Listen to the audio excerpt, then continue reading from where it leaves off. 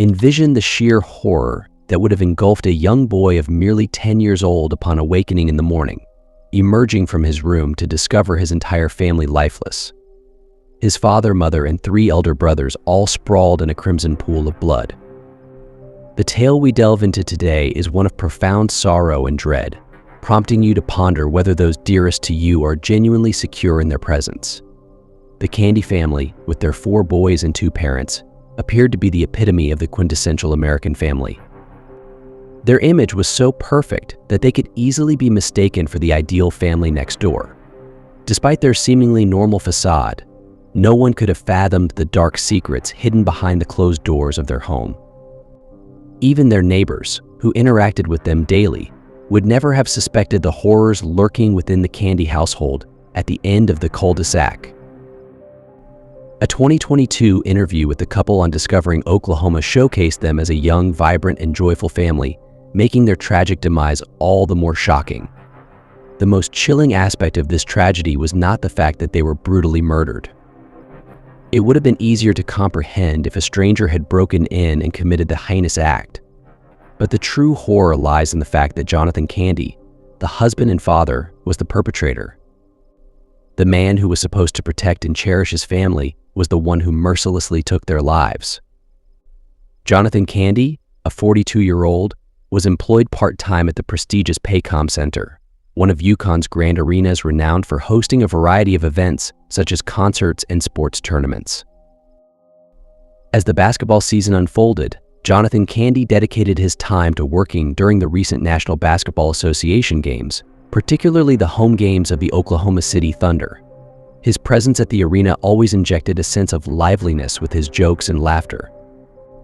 Jonathan, an alumnus of Bishop McGinnis Catholic High School, tied the knot with his beloved Lindsay Terry, a native of Prague, Oklahoma. Lindsay, who had a musical background as a choir member during her childhood, exuded joy and laughter. Jonathan, the humorous and playful gentleman, won Lindsay's heart with his charm and jokes. Their marriage appeared to be a harmonious one, even after many years and 4 sons. The couple, Jonathan and Lindsay Candy, radiated happiness in their marriage. There were no reports of any domestic violence or abuse. Their children seemed content and lived a typical American childhood. The family's Facebook page was filled with snapshots of joyous moments, portraying them as a regular, happy family. Jonathan often expressed to his loved ones how his family and children were his world. However, on April 22nd, an unforeseen event took place that left everyone stunned.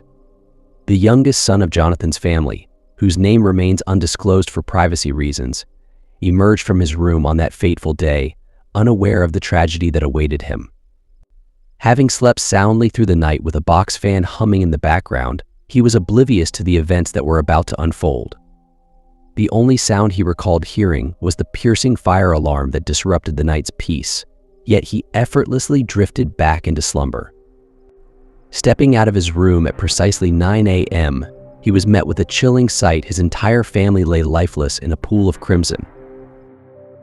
On the fateful morning of April 22nd, 2024, the young boy of 10, his voice trembling as he reported the gruesome discovery.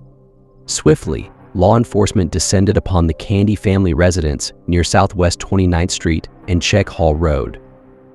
Upon entering, they were met with a scene of unimaginable horror, a true massacre. The lifeless body of 39-year-old Lindsay Candy, along with her sons 18-year-old Dylan Candy, 14-year-old Ethan Candy, and 12-year-old Lucas Candy, all victims of a tragic fate. The suspected perpetrator, 42-year-old Jonathan Candy, was also discovered deceased from a self-inflicted gunshot wound. The conclusion was swift, a tragic case of murder-suicide. Yet the burning question lingered in the air: why did this unspeakable tragedy unfold? The lone survivor, the 10-year-old boy who made the harrowing call, stood as a witness to the unfathomable horror. As the commotion of ambulances and police vehicles filled the air on Check Hall Road, neighbors watched in bewilderment. The investigation unveiled a chilling truth: Jonathan Candy, the father, had allegedly orchestrated the heinous act, sparing only his youngest son. Details emerged of the victims' bodies found in separate locations within the house, devoid of any signs of struggle. The perplexing nature of the crime scene left many questioning the motives behind such a horrific act. In the realm of such tragedies, the sparing of a single life amidst a sea of death remains a haunting enigma. The enigma surrounding the tragic events that unfolded that fateful night leaves us pondering what transpired in the mind of Jonathan Candy. Was it a sudden moment of clarity that spared the youngest son, or was there a deeper bond between them? Alas, these queries may forever remain unanswered, as there is no one left to provide insight. The family's loved ones understand the immense burden this places on the young boy, opting to shield him from further inquiries for now. Thus, the mystery persists. Dr. Joni Johnston, a distinguished clinical and forensic psychologist overseeing the case, expressed her astonishment at the unprecedented nature of the crime. Never before had she encountered a situation where a parent selectively spared one child while harming others. Those who encountered Jonathan prior to the tragedy attested to his seemingly normal demeanor, with no hint of impending doom. Colleagues even recalled his presence at a high-profile sports event mere hours before the horrific incident. The absence of discernible warning signs, such as domestic strife, further complicates the puzzle. The motive behind the murders remains elusive, with only a vague mention of a possible altercation between Jonathan and Lindsay on that ill-fated night. The inexplicable decision to extinguish the lives of loved ones raises profound questions about the true nature of familial bonds. As investigations delve into potential financial woes plaguing the family, the quest for answers continues. At times, financial crises within households can trigger feelings of despair, especially for the man who bears the weight of the burden on his shoulders. This could lead to distorted thoughts and heighten the likelihood of feeling hopeless and helpless. Investigators are also exploring the possibility of Jonathan facing undisclosed mental health challenges that he expertly concealed from others. Seeking assistance for mental health issues still carries a certain stigma, and those who refrain from seeking help often end up making regrettable decisions that can impact not only their own lives, but also the lives of their loved ones. The signs of depression in men often manifest differently from those in women. Men may struggle to process their emotions or articulate their feelings of depression, choosing instead to withdraw and isolate themselves.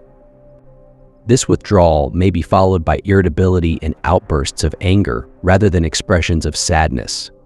Family members, friends, and partners may fail to recognize these behaviors as signs of depression and may not realize that the individual is at risk of suicidal thoughts. It is truly unfortunate when individuals delay seeking help for mental health issues, as by the time they reach a certain level of depression, they may lose all hope and believe that the only solution is to end their own lives and potentially harm others. The motive behind the tragic events remains unknown, leaving everyone puzzled. On Lindsay Candy's Facebook profile, her childhood friend Kami Cruz shared some memories of their friendship upon learning the news. She recounted how they both sang in the church choir as children and attended school together until their graduation in 2002. One particular memory shared by Kami Cruz shed light on Lindsay's cheerful and playful nature, recalling a time when they fell asleep together in a treehouse as young girls. Their parents were unable to locate them, which caused them to become concerned and contact the authorities. Eventually, everyone found humor in the situation, remarking on how the girls had given them quite a scare, only to be discovered sleeping in a treehouse. Cruz also mentioned the enduring nature of her friendship with Lindsay, expressing her devastation upon learning of the Candy family's tragic passing. She conveyed her inability to comprehend or process the entire ordeal. Cruz's heartfelt message on Facebook emphasized Lindsay's widespread love and significance to many individuals. She specifically highlighted the deep affection Lindsay's sons had for her, as well as her ability to bring joy to every interaction and the lives of her family and friends. Dylan Candy, the eldest son of Jonathan and Lindsay Candy, was a sociable individual who easily made friends and had a passion for drumming and music. In May 2023, he graduated from Mustang High School and joined the Bison Brigade at Oklahoma Baptist University in the fall semester. Despite being a freshman, Dylan's talent led him to play the first bass drum in the marching band. Brian Stackhouse, the director of athletic bands at Oklahoma Baptist University, described Dylan as a remarkable young man with a kind heart, always maintaining a positive attitude and treating others with kindness, regardless of his own challenges. He served as an exemplary role model for his peers, demonstrating dedication, perseverance, and a commitment to giving his best effort. Stackhouse remembered a vivid memory he had of Dylan during band camp when he was informed that he had a solo in the drum line. Dylan was overjoyed and couldn't contain his excitement, moving around with a big smile on his face throughout the day. His bandmates rallied together to support each other in the wake of his tragic passing. To honor Dylan and his family, his bass drum and uniform will be displayed as a memorial. Ethan Candy, the second son of the Candy family, was a 14-year-old ninth grade student at Mustang North Middle School. Known for his athleticism and love for baseball, Ethan was described by his coach as a dedicated and energetic player with a natural talent for the game. His infectious spirit and bright smile touched the lives of many. Ethan's coach, T.J. Armstrong, held him in high regard, often referring to him as the Sweet Candy Man. Ethan's best friends are still struggling to come to terms with his loss. A memorial bench will be placed at the Mustang Youth Sports Complex to honor Ethan's memory and his impact on the team. Lucas Candy, the youngest victim of the tragedy, was a 12-year-old student at Meadowbrook Intermediate. Always full of life and playing with other children during Ethan's soccer practices, Lucas was known for his joyful and friendly nature. It is heartbreaking to think that the youngest and only surviving member of the Candy family will have to grow up without his loved ones. At just 10 years old, he faces a future without his immediate family. In a single night, the course of his existence was forever altered, and those he once considered family were suddenly no more. The weight of seeking closure for such a tragic event may prove to be an insurmountable burden for a mere 10-year-old child with his entire future stretching before him. Placed under the care of extended family members, the community has rallied together to offer unwavering support in his time of need. Social workers have been diligently assigned to ensure he receives the essential emotional and psychological assistance required. A GoFundMe campaign has been initiated to aid in his maintenance, education, and future necessities, urging individuals to contribute generously. The outpouring of compassion and assistance from the community has been truly heartening, demonstrating to the lone surviving Candy son and his remaining family members that they are not alone in their grief. The unexpected tragedy has left those acquainted with the family in utter disbelief. Jonathan's family, in a statement released at the local station, conveyed their profound confusion and devastation, lamenting the multitude of unanswered questions that now plague them.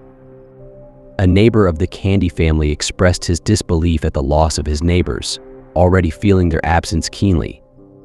Another neighbor fondly recalled Jonathan's helpful nature within the community.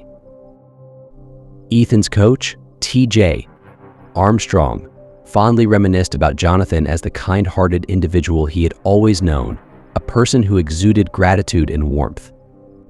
Rhonda Armstrong, his wife, who had shared a close bond with the Candy family for years, reflected on the joy and laughter that always accompanied their interactions, providing solace in times of personal strife. The Candy family was a beacon of joy and happiness in the community, with Lindsay always cheering Ethan on at his baseball games with the most enthusiastic voice. Their close-knit bond made it even more shocking when tragedy struck. Investigators are leaving no stone unturned in their quest for answers regarding Jonathan's inexplicable actions. Despite the lack of prior signs of mental health issues, they are determined to uncover any clues that may shed light on his motives. This unfortunate incident serves as a stark reminder of the importance of seeking help for mental health concerns, and authorities are working tirelessly to break down the barriers to accessing support. The heartbreaking loss of the Candy family underscores the fact that everyone is fighting their own battles, and it is crucial to show compassion and understanding to those around us. In the wake of this devastating event, support groups and counseling services are being offered to those struggling to cope. The community mourns the loss of John, Jonathan, Lindsay, Dylan, Ethan, and Lucas Candy, but their memory will forever live on in the hearts of those who loved them. As they navigate this unimaginable grief, the focus remains on providing unwavering support to the surviving member of the Candy family. This is another heartbreaking crime of a young girl called Polly Klaas. She was 12 years old when she was abducted on October 1st, 1993 from her home in Petaluma, California, where she was having a slumber party with two 12-year-old classmates. Her kidnapping sparked a nationwide search with thousands of volunteers and made her a household name. Around 10:30 p.m., an intoxicated Richard Allen Davis entered her bedroom, carrying a knife from Eve Nichols' kitchen. Sometime after 10:30 p.m., Davis climbed through a window and entered Polly's bedroom holding a knife and a bag. He threatened to slit the throats of Polly and her two friends before forcing them to lie down in a row on the floor. He then gagged them and tied their hands. He told Polly's classmates he was taking her to collect valuables and would bring her back. After he left with Polly, the girls were able to untie themselves and alert Polly's mother, who called the police. He told the girls he was there to do no harm and was only there for money. Davis tied up both of her friends, pulled pillowcases over their heads, and told them to count to 1,000. He then kidnapped Klaas. Over the next 2 months, about 4,000 people helped search for Klaas. The search for Polly sadly ended 2 months later when her strangled body was found in a wooded area about 50 miles away. Less than 2 hours after Polly was abducted, Davis drove his white Ford Pinto into a ditch on a private road between Santa Rosa and Sonoma. A property owner called police and his car was searched, but police, who were unaware of Polly's abduction at this time, released him. Weeks later, on November 27th, the property owner called police again after finding red children's knitted tights, a sweatshirt, and a knotted piece of white silky cloth, which was later matched to the cloth used to bound the girls. Davis was arrested 2 days later, on November 30th, and admitted to killing Polly within 2 hours of her kidnapping. On December 5, he led police to her decomposing remains, which were hidden under a piece of plywood. Authorities later linked a palm print found in Polly's bedroom to the convict. 2 strands of his hair, as well as carpet fibers, were also found in Polly's bedroom. Raised by an alcoholic father in a trailer park in La Honda, a mountain community 45 miles south of San Francisco, Davis started stealing checks from people's mailboxes at age 12 and eventually graduated to burglary, grand theft, assault with a deadly weapon, and kidnapping. Davis abducted a young woman by knife point at a commuter train station near Oakland in 1976, and in 1984, he kidnapped another woman at gunpoint from her apartment in Redwood City and forced her to withdraw $6,000 from a bank account, the Los Angeles Times previously reported.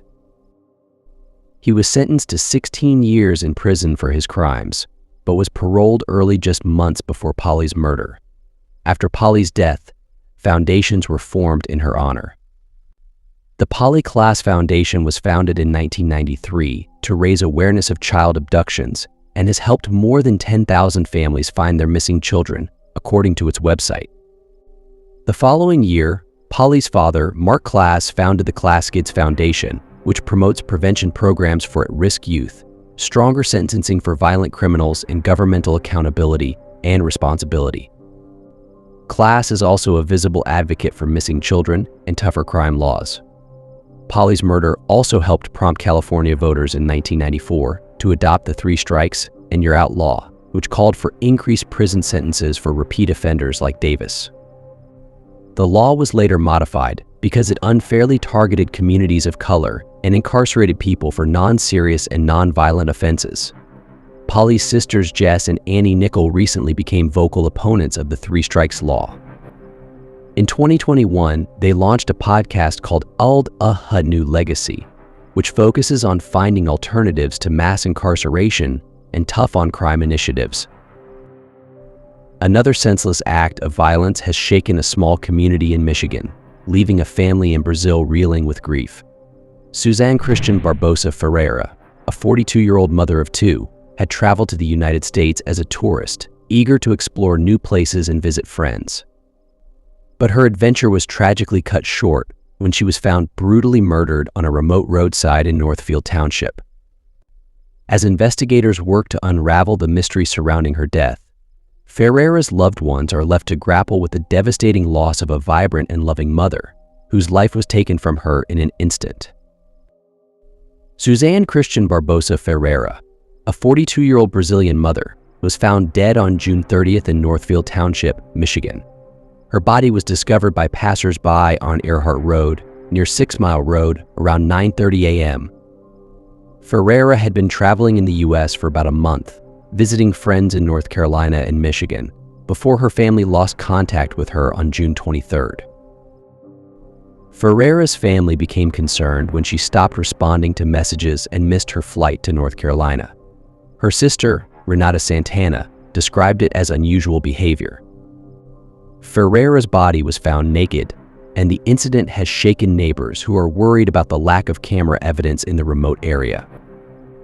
On July 12th, Farid George Hajar, 57, was charged with 2 counts related to Ferreira's death, including disinterment and mutilation and concealing the death of an individual. He is being held on a $2 million bond and is expected back in court on July 25th. Ferreira's family is devastated, and her mother wants her body returned to Brazil for a final goodbye. A GoFundMe campaign has been set up to raise funds for this purpose. The Dearborn Police Department is urging the public to come forward with information to help deliver justice and closure to Ferreira's loved ones.